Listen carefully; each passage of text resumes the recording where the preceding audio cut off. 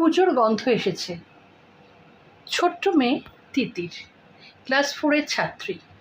প্রতি বছর পুজোর সময় আসলে যখন চারদিকে একটা পুজো পুজো গন্ধ পাওয়া যায়, তিথির ভোরবেলা ঘুম থেকে উঠে সলিল চৌধুরীর লেখা সকলের অতি পরিচিত বহুশ্রুত একটি গান আয়রে ছুটে আয় পুজোর গন্ধ এসেছে, গানটি শুনে ওর দিন শুরু করে।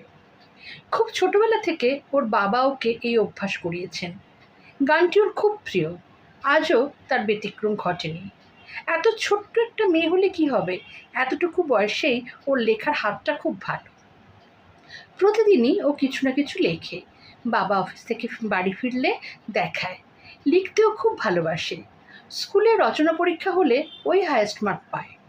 আজও ওদের রচনা ক্লাস ছিল। আন্টি বললেন, পুজো নিয়ে কিছু লেখ প্রত্যেকে। তিতিরের মনের মতো বিষয় আজ তিতির লেখা শুরু করে। মা আসছেন, তাই প্রকৃতিও নিজেকে সাজিয়ে নিয়েছে তার নিজের মতো করে। সেজে উঠেছে প্রকৃতি রানী। আকাশে বাতাসে এখন শুধুই আনন্দের সুর। সেই সুর বেজে উঠুক প্রত্যেক মানুষের মনে, প্রত্যেক প্রাণীর মনে। জল, স্থল, আকাশ, গাছপালা সর্বত্র শান্তি আসুক সবার মনে। প্রত্যেকে প্রত্যেকের সাথে করুক শান্তিপূর্ণ আচরণ। এই বিশ্বলোকে সকলে শান্তিতে থাকলে মা নিজে শান্তি পান, হয়ে ওঠেন আনন্দময়ী মা দুর্গা। আমরা সবসময় নিজেদের জন্য মার কাছে কিছু না কিছু চাই। নিজেদের ভালো থাকা নিয়েই আমরা ব্যস্ত। কখনো ভাবি না যে মহামায়ার কাছে আমরা সবসময় নিজেদের চাওয়া পাওয়ার কথা বলতে ব্যস্ত থাকি, তিনি কি চান, তিনি কি পেলে খুশি হন।